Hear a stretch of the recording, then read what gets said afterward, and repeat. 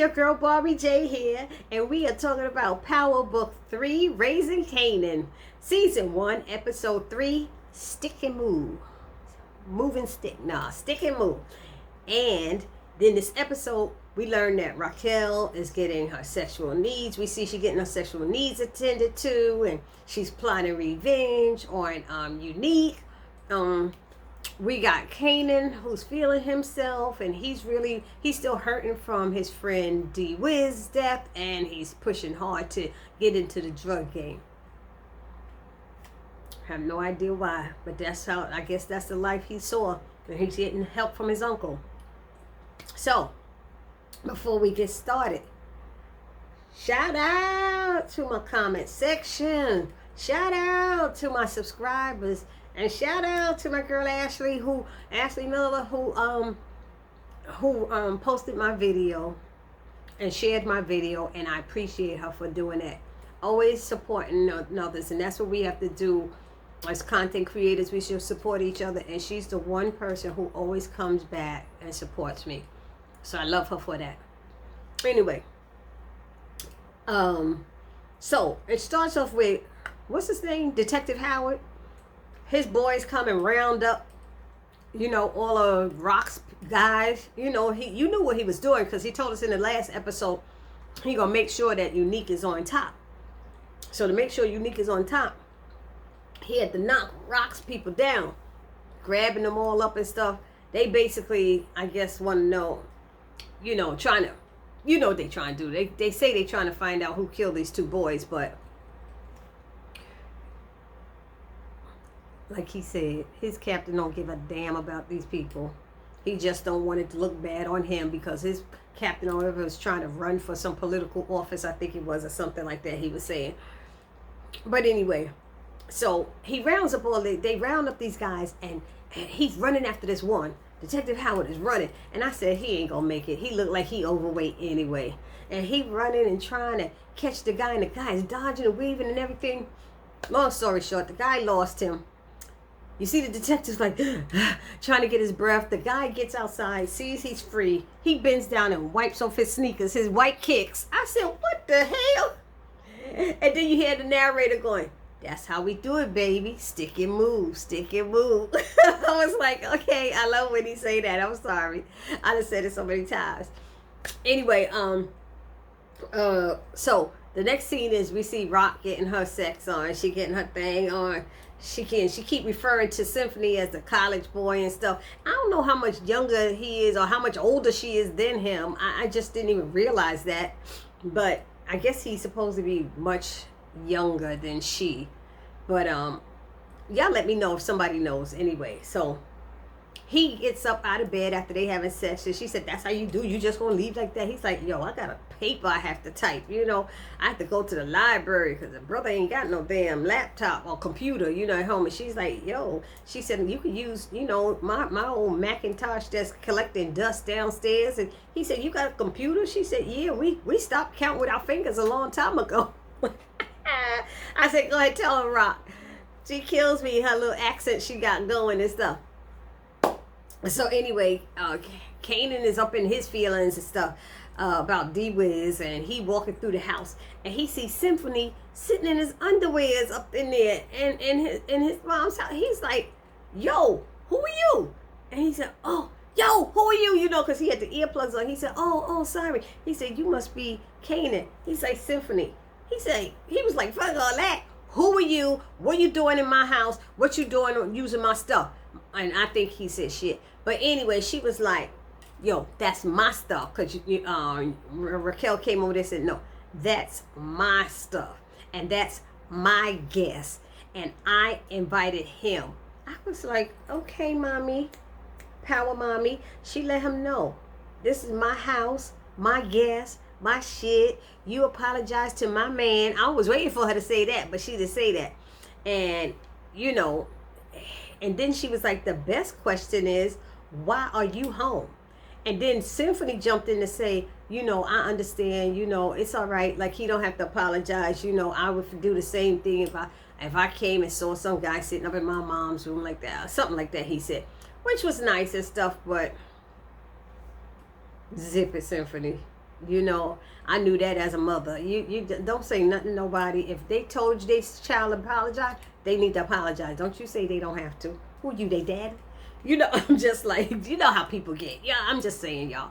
But anyway, so he was like, I needed some time with this little attitude. I needed time. And she's like, school started an hour ago. So she said, I'm taking you to school. So she gets him in the car and said, your grades are freaking slipping. She said, I got a progress report and they're slipping. And she said, things is going to change real quick around here, this mother, if you don't get it together. I'm telling you right now.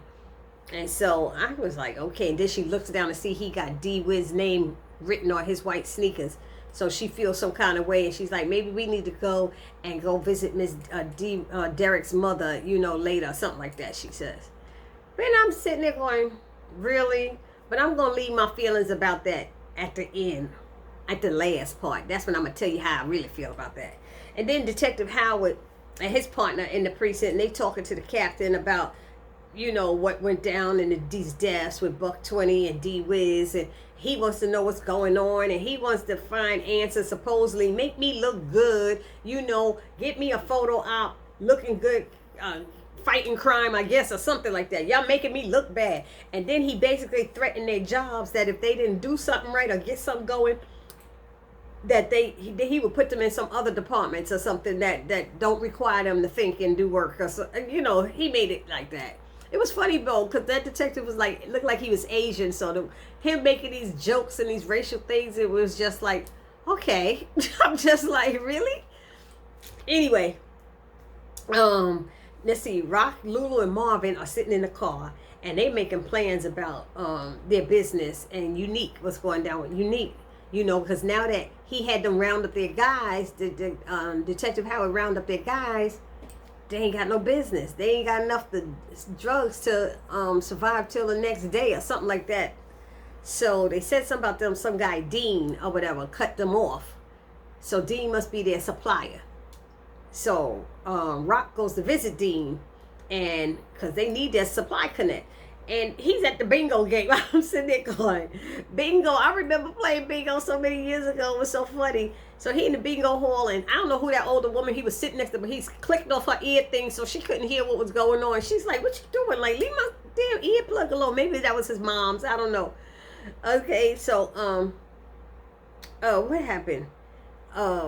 So he's telling Raquel what he knows what went down and all this stuff, and it don't look good, blah blah blah, and she brushed it off like it ain't no problem. He's like, but it didn't happen, they didn't touch Unique's people. She said, wasn't Unique's day, you know. She had no idea what it is, but you know, she knew something was up, so she brushed it off like it was nothing. So he releasing the money, because she said she needed to force it turned back on, and she put it. So she said if it happens again, he's gonna have to revisit the arrangement, meaning I guess supplying the money or whatever.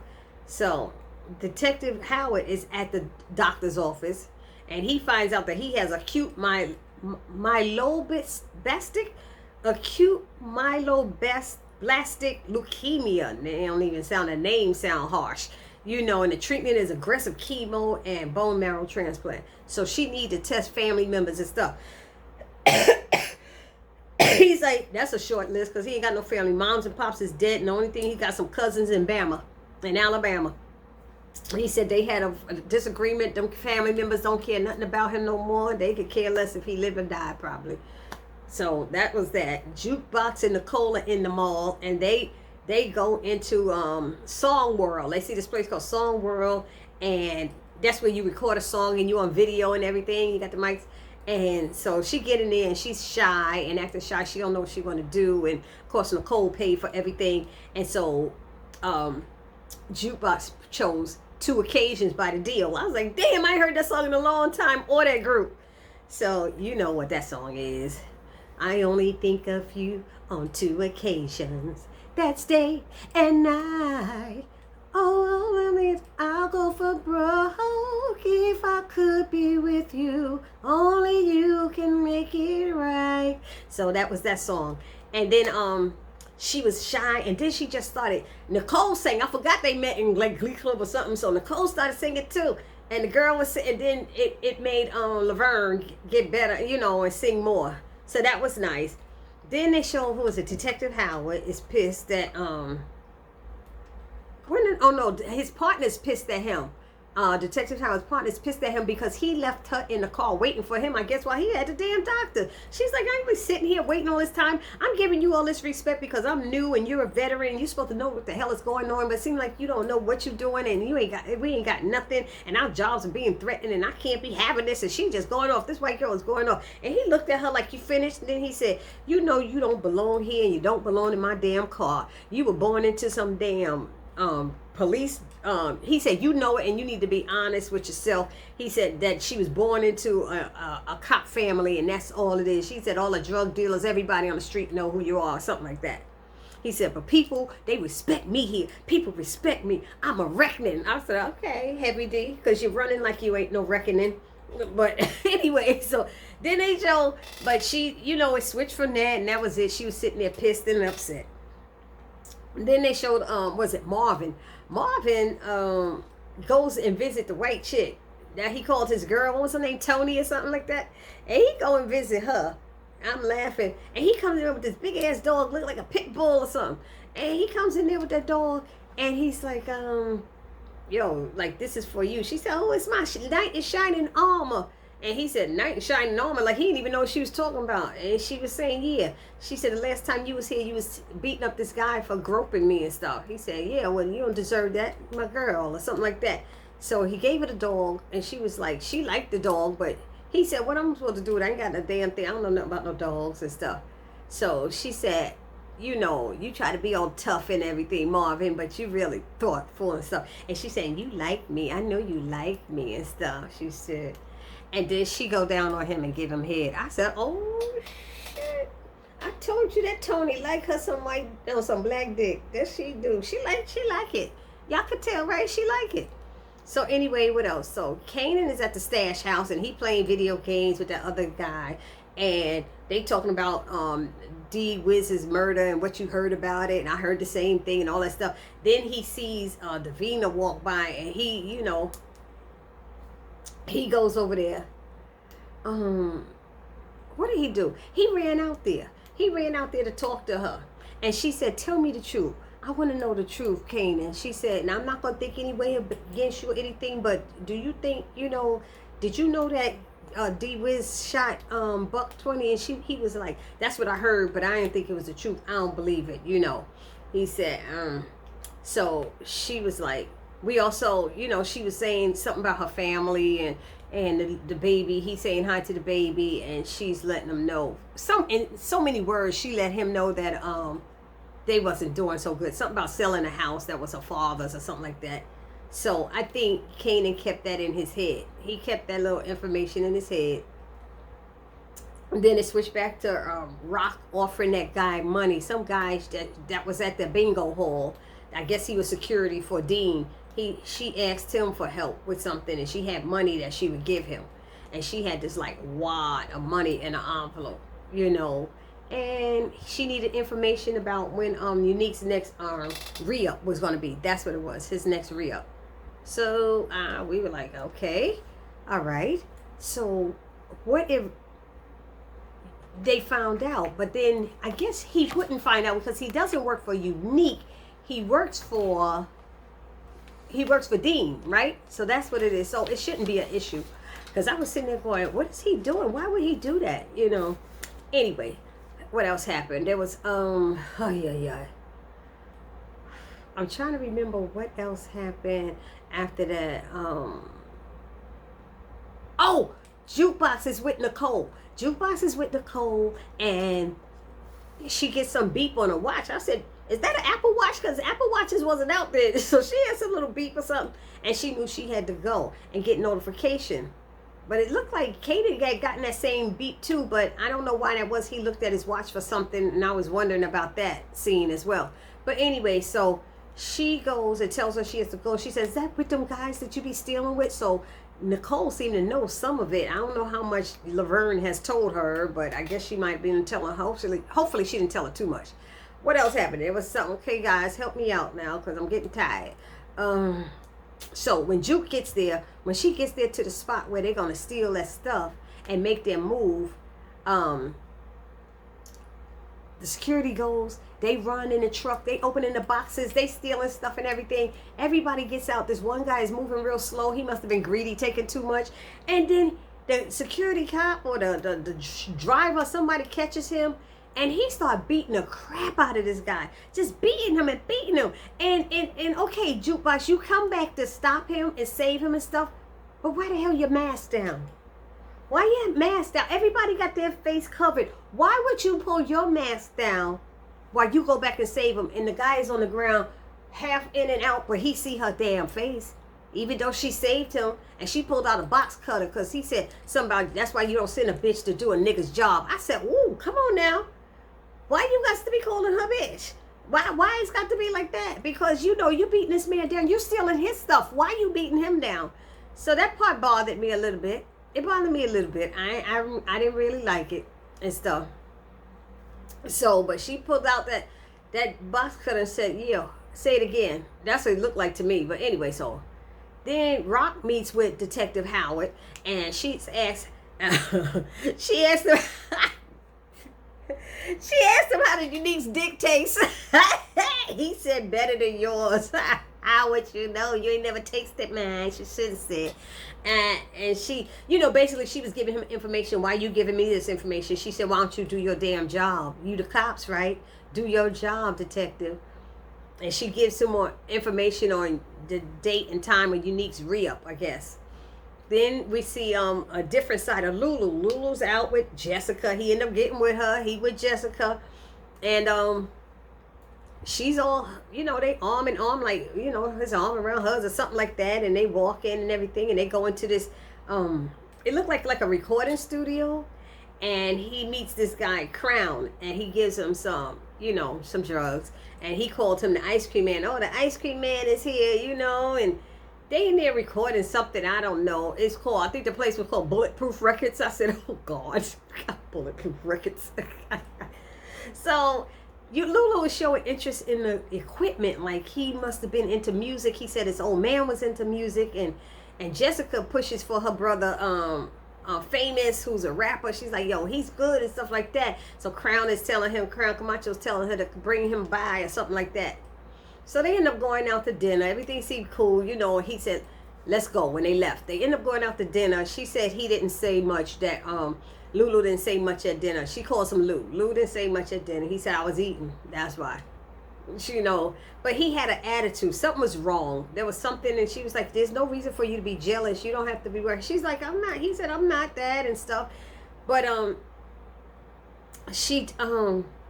they started discussing some things, and she tells him she knows who he is, and probably better than he knows himself. And he said, oh, how you think you know me? And she was telling him things, the same things to him, and he was like, you know, how do you know all this about me? And it's just, it was a different side of him that I saw, and I kind of like that side of Lulu, you know. So she told him he had potential. She said people want to get down with him. She said, hell, I want to get down with you. And you know, and she kissed him and saying that she knows talent when she see it, and he's talented and stuff. And he said, oh, I'm talented, and he was kissing her back. They're kissing in the middle of the street. So I kind of like that part. He need to get his off too. He need to get his rocks off, because everybody else in the family getting some, right? And I don't think he has any kids. We don't know that Lou have any kids. So then we see Rock. No, Marvin is snooping through his daughter's stuff, through Laverne's stuff. He's snooping through her stuff, and Kanan comes in and catches him. And he's like, nah, she always taking my belt and stuff, you know, I'll be looking for my stuff. He said, wait a minute, what the fuck you get in my house? You know, he said, I got the key. He said, you get the damn key. You know, me and Juke usually switch. He said, nah, not no more. This ain't no damn tree house. Give my damn, he said a tree. I was like, oh my God. Marvin's funny. He be saying those lies. He said, this ain't no damn tree house. Give my damn key. So he got the key back from him, and he asks, you know, Kanan asks him for help. Asks him for help and says he'll help him too with his mom's, because he said, my mom's is always on your case. I see it. I see what's going on.